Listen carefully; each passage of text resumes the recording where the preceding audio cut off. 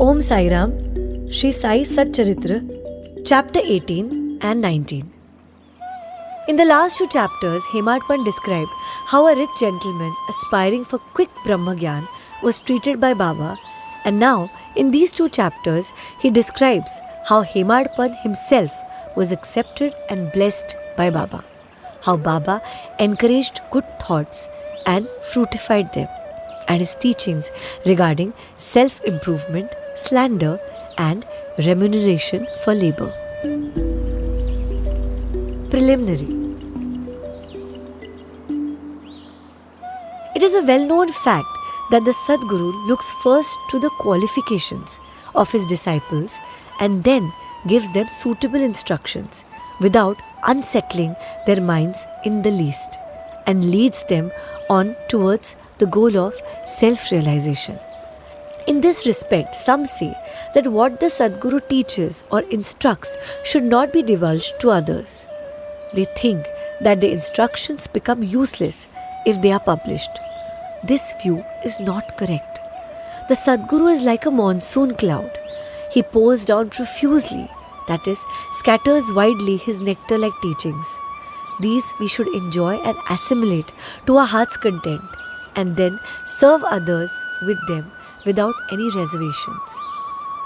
This rule should apply not only to what he teaches in our waking state, but to the visions he gives us in our dreams.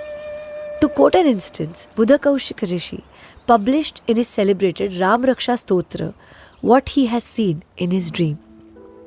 Like a loving mother, forcing bitter but beneficial medicines down the throats of her children for the sake of their health, Sai Baba imparted spiritual instructions to his devotees. His method was not veiled, nor secret, but quite open.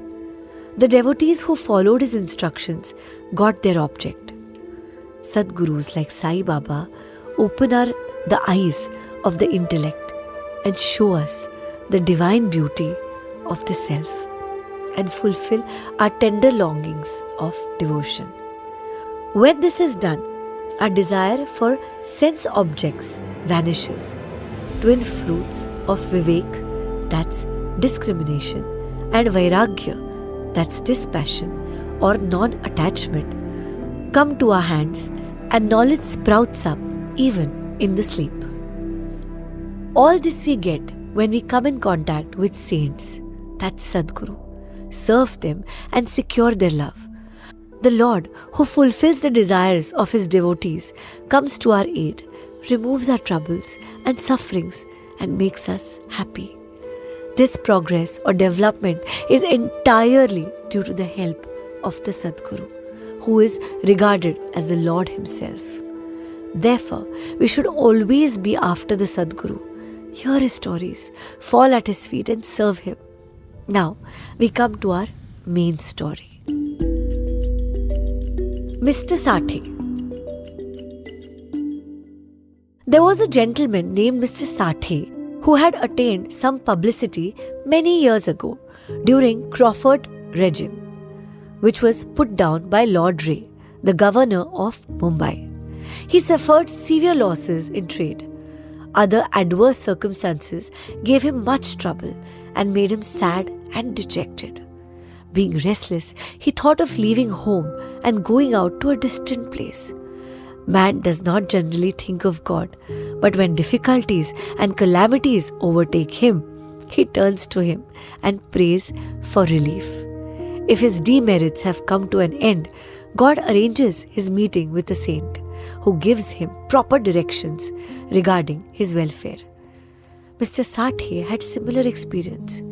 His friends advised him to go to Shirdi, where so many people flock to get Sai Baba's darshan, for getting peace of mind and a satisfaction of their wants. He liked the idea and at once came to Shirdi in 1917. Seeing Baba's form, which was like eternal Brahma, self-luminous, peerless and pure, his mind lost its restlessness and became calm and composed. He thought that it was the accumulation of the merits of his former births that brought him to the holy feet of Baba. He was a man of strong will, and he at once started to make a parayan, that is study, of Guru Charitra. When the reading was finished, in the Saptah, that is 7 days, Baba gave him a vision that night. It was to this effect. Baba, with his Guru Charitra in his hand, was explaining its contents to Mr. Sathe, who was sitting in front and listening carefully. When he woke up, he remembered the dream and felt very happy. He thought that it was extremely kind of Baba, who awakens soul like his that was snoring in ignorance and makes them taste the nectar of Guru Charitra. Next day, he informed Kaka Sahib Dikshit of his vision and requested him to consult Sai Baba regarding its meaning or significance, whether one saptah, that's week's reading, was sufficient or whether he should begin again. Kaka Sahib Dikshit, when got a suitable opportunity, asked Baba, Deva, what do you suggest to Mr. Sathe by this vision? Whether he should stop or continue the saptah? He is a simple devotee. His desire should be fulfilled. Then Baba replied, he should make one more saptah of the book. If the work be studied carefully, the devotee will become pure and will be benefited. The Lord will be pleased and will rescue him from the bondage of the mundane existence. At this time, Hemadpant was present there. He was shampooing Baba's legs. When he heard Baba's word, he thought in his mind, what? Mr. Sathe read for a week only and got a reward, and I am reading it for 40 years with no result. His 7-day stay here becomes fruitful, while my 7-year stay from 1910 to 1970 goes for nothing.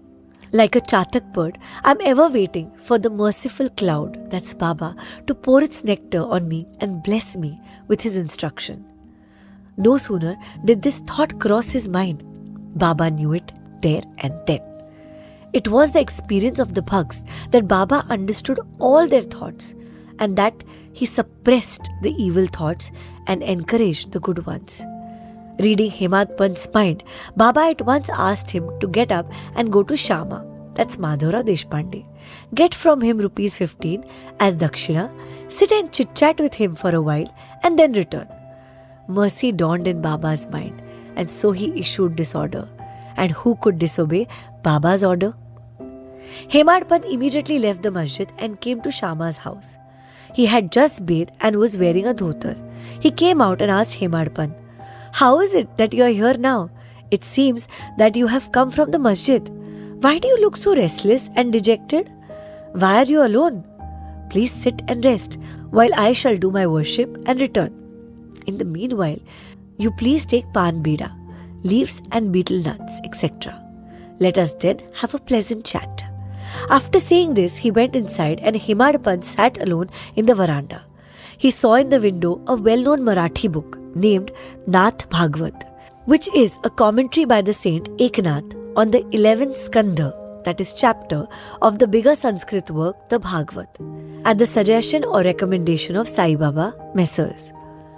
Babu Sahib Zog and Kaka Sahib Dikshit read Bhagavad Gita daily with its Marathi commentary named Bhavartha Deepika or Jnaneshwari, a dialogue between Krishna and his friend devotee Arjun, and Nath Bhagvat, a dialogue between Krishna and his servant devotee Uddhav, and also Eknath's one big work, that is Bhavartha Ramayan. When devotees came to Baba and asked him certain questions, he sometimes answered them in part and asked them to go and listen to the readings of the above mentioned works, which are the main treatise of Bhagavad Dharma. When the devotees went and listened, they got full and satisfactory replies to their questions. Hemadpant also used to read daily some portions of Nath Bhagvat. That day he did not complete the daily portion of his reading, but had left it unfinished in order to accompany certain devotees who were going to the masjid. When he took up the book from Shama's window and casually opened it, he found to his surprise that the unfinished portion opened up. He thought that Baba sent him very kindly to Shama's house for enabling him to complete his daily reading. So he went through the unfinished portion and completed it. As soon as this was over, Shama, after doing his worship, came out and the following conversation took place between them. Hemadpant, I have come with a message from Baba. He has asked me to return with ₹15 as dakshina from you. Also to sit with you for a while and have a pleasant chit-chat and then return to the masjid with you. Shama, with surprise, I have no money to give. Take my 15 namaskars, that is, prostrations, in lieu of rupees as dakshina to Baba. Hemadpant, all right, your namaskars are accepted. Now let us have some chit-chat. Tell me some stories and leelas of Baba, which will destroy our sins. Shama, then sit here for a while. Wonderful is the sport, leela of this god, that's Baba. You know it already. I am a village rustic, while you are an enlightened citizen. You have seen some more leelas since your coming over here. How should I describe them before you? Well, take these leaves, betel nut and chuna and have the pan bida, while I go in, dress myself and come out. In a few minutes, Shama came out and sat talking with Hemadpant. He said, the leela of this god, that's Baba, is inscrutable. There is no end to his leelas. Who can see them? He plays or sports with his leelas. Still, he is beyond, unaffected by them. What do we rustics know? Why does not Baba himself tell stories? Why does he send learned men like you to fools like me? His ways are inconceivable. I can only say that they are not human. With this preface, Shama added, I now remember a story which I shall relate to you. I know it personally. As a devotee is resolute and determined, so is Baba's immediate response. Sometimes Baba puts the devotees to severe test and then gives them upadesh. That's instructions. As soon as Hemadpant heard the words upadesh, a flash of lightning crossed his mind. He at once remembered the story of Mr. Sathe's Guru Charitra reading and thought that Baba might have sent him to Shama in order to give peace to his restless mind. However, he curbed his feelings and began to listen to Shama's stories. They all showed how kind and affectionate Baba was to his devotees. Hemadpant began to feel joy on hearing all these. Then Shama began to tell the following story. Mrs. Radhabai Deshmukh. There was an old woman by the name Radhabai. She was the mother of one Kashba Deshmukh. Hearing Baba's fame, she came to Shirdi with the people of Sangamner. She took Baba's darshan and was much satisfied. She loved Baba intimately and resolved in her mind that she should accept Baba as a guru and take some upadesh from him. She determined to fast herself unto death, so long as Baba did not accept her and give her any upadesh or mantra. She stayed in her lodging and stopped taking any food or water for 3 days. I was frightened by this ordeal of the old woman and interceded with Baba on her behalf. I said, Deva, what is this you have started? You drag so many persons here. You know that old lady? She is very obstinate and depends on you. She has resolved to fast on to death if you don't accept and instruct her. If anything worse happens, people will blame you and say that Baba did not instruct her and as a consequence, she met her death. So take some mercy on her, bless her and instruct her. On seeing her determination, Baba sent for her and made her change her mind by addressing as follows. O mother, why do you have to subject yourself to unnecessary tortures? You are my mother and I am your child. Take pity on me and hear me through. I tell you my own story, which is, if you listen carefully, will do you good. I had a guru. He was a great saint and most merciful. I served him long, very long. Still he would not blow any mantras into my ears. I had keen desire never to leave him, but to stay with and serve him at all costs and receive some instructions from him. But he had his own way. He first got my head shaved and asked me for 2 paisa as dakshina. I gave him the same at once. You may say that as my Guru was perfect, why should he ask for money, and how should he be called desireless? The reply is that he never cared for coins. What had he to do with them? His 2 paisa were firm faith and patience or perseverance. I gave these 2 paisa to him and he was pleased. I resorted to my Guru for 12 years. He brought me up. There was no dearth of food and clothing. He was full of love, or say, he was love incarnate. How can I describe it? He loved me most. Rare is a Guru like him. When I looked at him, he seemed as if he was in deep meditation.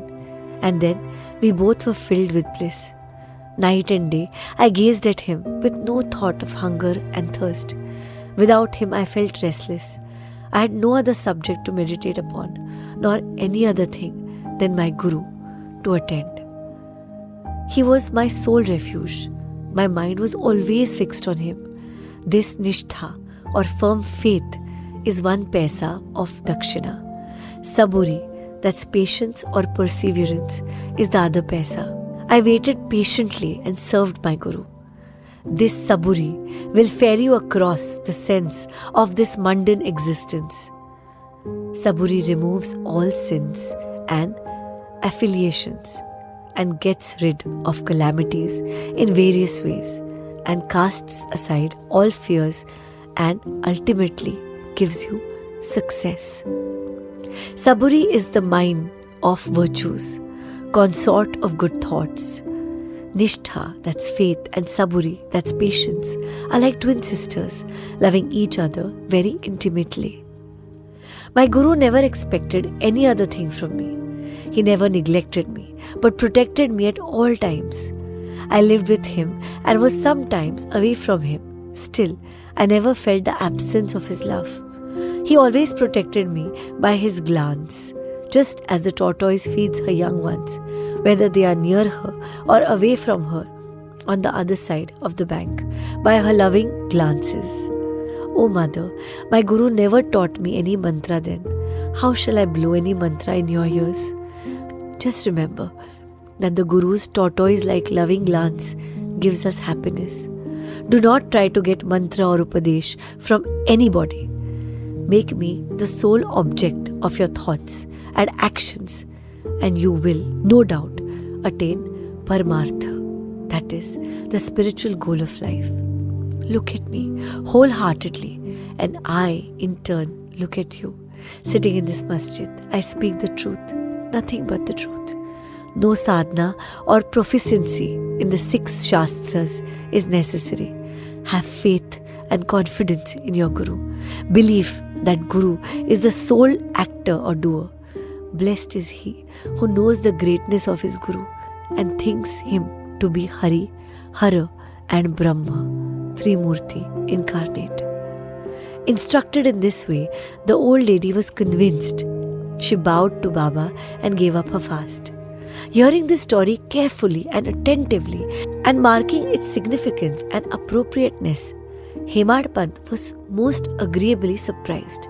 On seeing this wonderful Leela of Baba, he was moved from top to toe. He was overflowing with joy.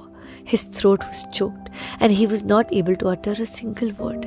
Shama, on seeing him in this condition, asked him, "What is the matter with you? Why are you so silent? How shall I describe the innumerable Leelas of Baba?" Just at this time, the bell in the masjid began to ring, proclaiming that the noon worship and Aarti ceremony had begun. Therefore, Shama and Hemadpant hurried to the masjid. Bapu Sahib Zog had just started the worship.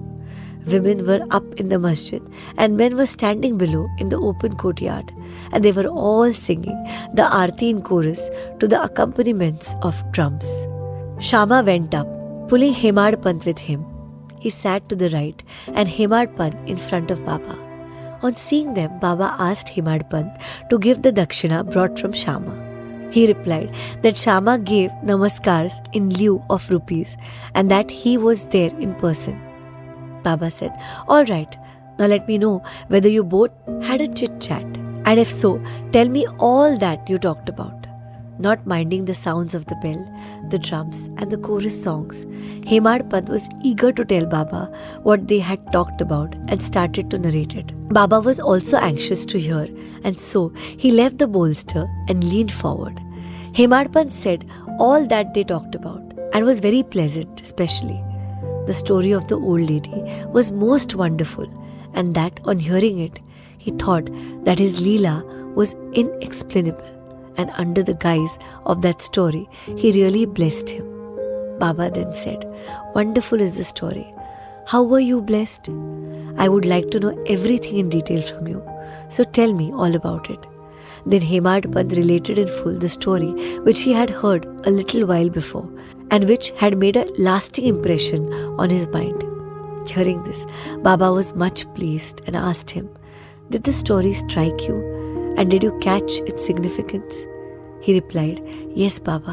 The restlessness of my mind has vanished, and I have got true peace and rest, and come to know the true path." Then Baba spoke as follows. "My method is quite unique. Remember well this one story, and it will be very useful.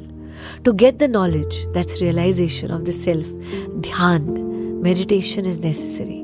If you practice it continuously, the vrittis, that is subtle thoughts, will be pacified.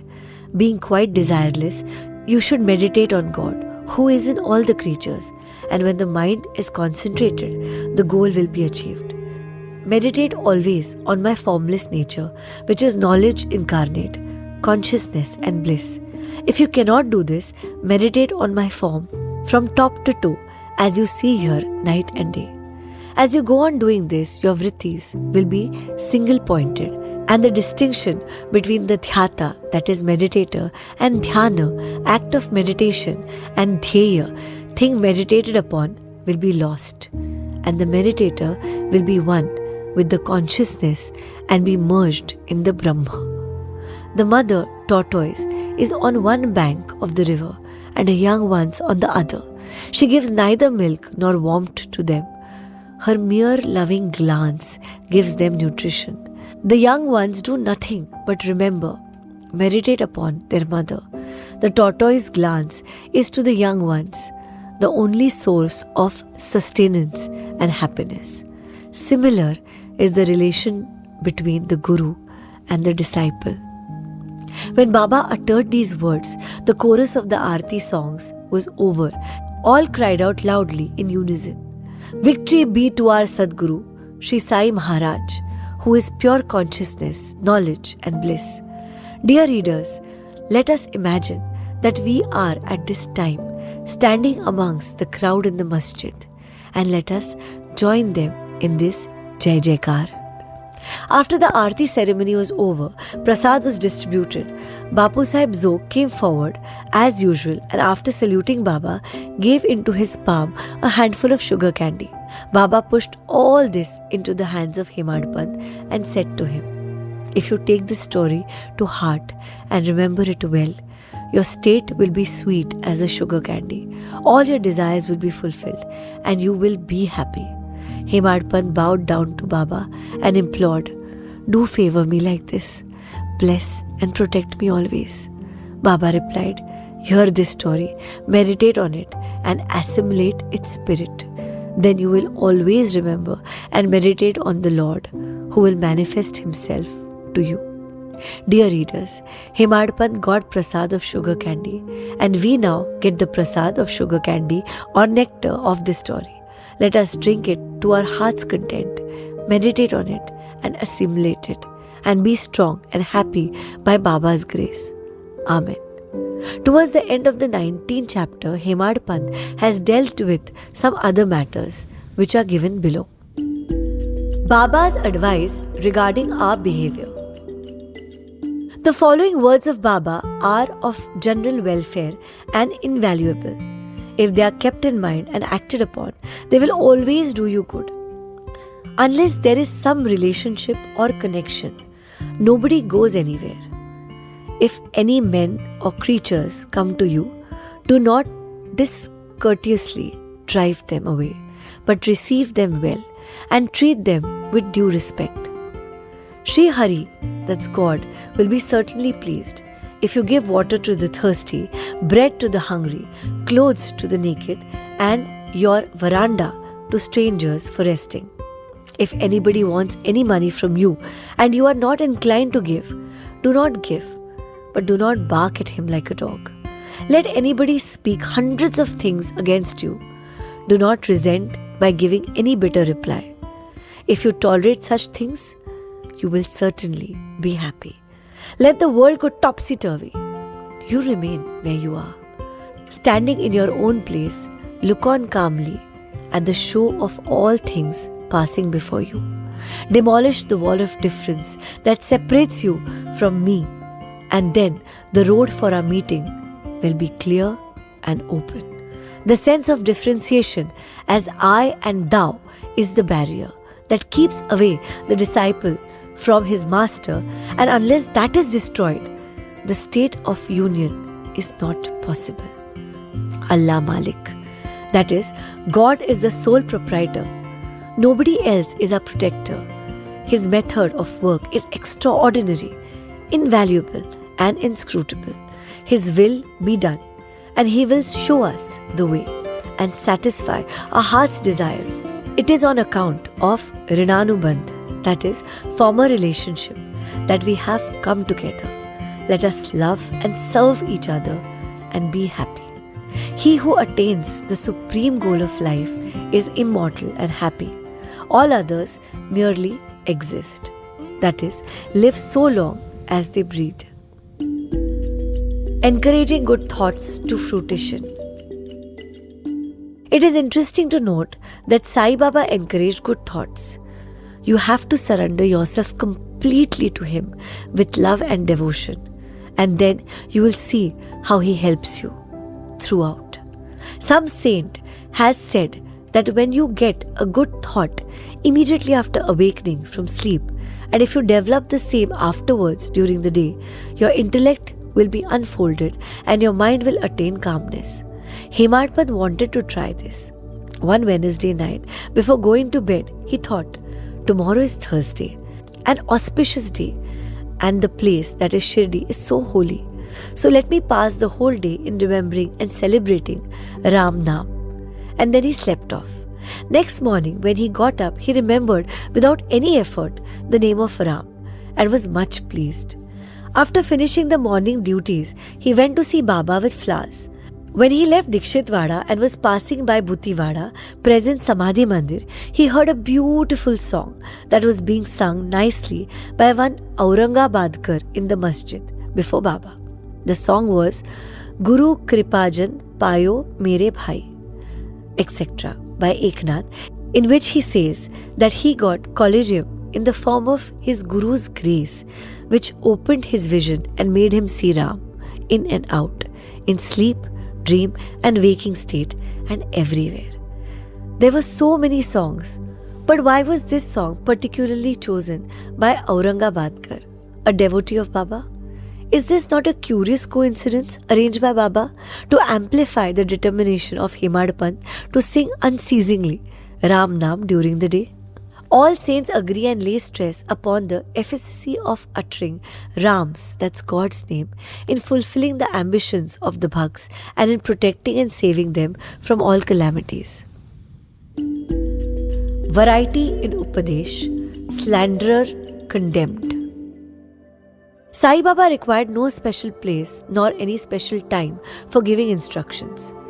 Whenever any occasion demanded, he gave them freely. Once it so happened that a bhakt of Baba reviled someone behind his back before other people. On leaving aside merits, he dwelt on the faults of his brother and spoke so sarcastically that the hearers were disgusted. Generally, we see that people have a tendency to scandalize others unnecessarily, and this brings on ill feelings.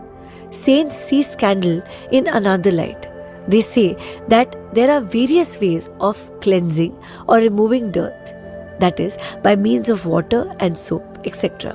But a scandal monger has got a way of his own. He removes the dirt, that's faults, of others by his tongue, and so in a way he obliges the person whom he reviles, and for this he is to be thanked. Sai Baba had his own method of correcting the scandalmonger. He knew by his omniscience what the slanderer had done, and when he met him at noon near the Lendi, Baba pointed out to him a pig that was eating filth near the fence and said to him, "Behold, how with what relish it is gulping filth. Your conduct is similar. You go on reviling your own brethren to your heart's content. After performing many deeds of merit, you are born as a human, and if you act like this, how can Shirdi help you in any way?" Needless to say that the Bhakt took the lesson to his heart and went away. In this way, Baba went on giving instructions whenever necessary. If these are born in our minds and acted upon, the spiritual goal, that is realization, is not far off. There is a proverb which says, "If there be my Hari, Lord, he will feed me on my cot." This proverb is only true in respect of food and clothing. But if anyone believing this sits idle and does nothing in spiritual matters, he will be ruined. One has to exert himself to his utmost for attaining self-realization. The more he endeavors, the better for him. Baba said that he was omnipresent, transcending land, air, world, light and heaven, and that he was not localized. To remove the misunderstandings of those who thought that Baba was only his body, 3 cubits and a half in length, he incarnated himself in this form. And if any devotee meditated on him day and night with complete self-surrender, he experienced complete union with him, like sweetness and sugar, waves and sea, eye and its sight. He who wants to get rid of the cycle of births and deaths should lead a righteous life, with his mind calm and composed. He should not speak harshly to anyone so as to hurt him. He should always engage himself in good actions, should do his duties and surrender himself, heart and soul, to him. He need not then be afraid of anything. He who trusts him entirely, hears and expounds his leelas, and does not think of anything else, is sure to attain self-realization. Baba asked many to remember his name and to surrender to him, but to those who wanted to know who they were, "Who am I?" he advised Shravan, that study, and Manan, contemplation. To some, he advised remembering God's name. To others, hearing his leelas. To some, worship of his feet. And to others, reading and studying Adhyatma Ramayana, Jnaneshwari, and other sacred scripts. Some he sent to Khandoba's temple, and some he advised the repetition of the 1,000 names of Vishnu, and some the study of Chandogya Upanishad and Gita. There was neither any limit nor any restriction to his instructions. He gave in person or by visions and dreams. To someone addicted to the drink, he appeared in his dream, sat on his chest, pressed it and left him after he gave a promise not to touch liquor anymore. To some, he explained some mantras like Guru Brahma in dreams. To some devotee who was practicing Hatha Yoga, he sent word that he should leave off Hatha Yoga practices, sit quiet and wait, saburi. It is impossible to describe all his ways and methods. In ordinary worldly dealings, he set examples by his actions, one of which is given below. Remuneration for labor. One day at noon, Baba came near Radha Krishna Mai's house and said, "Bring me a ladder." Some men brought it and set it against the wall of the house, as directed by Baba. He climbed up on the roof of Vaman Godkar's house and passed over the roof of Radha Krishna Mai's house, and then got down from the other corner. What object Baba had, none could know. Radha Krishna Mai was at that time shivering with malaria. It may be to drive off the fever that he had gone up there. Immediately after getting down, Baba paid 2 rupees to the person who brought the ladder. Somebody asked Baba why he paid so much for this. He replied that nobody should take the labor of others in vain. The worker should be paid his dues promptly and liberally. If the principle taught by Baba be followed, that is, if the remuneration for labor be paid promptly and satisfactorily, the laborers will turn out better and both the laborers and their employees will be profited. Bow to Shri Sai. Peace to all. Om Sai Ram.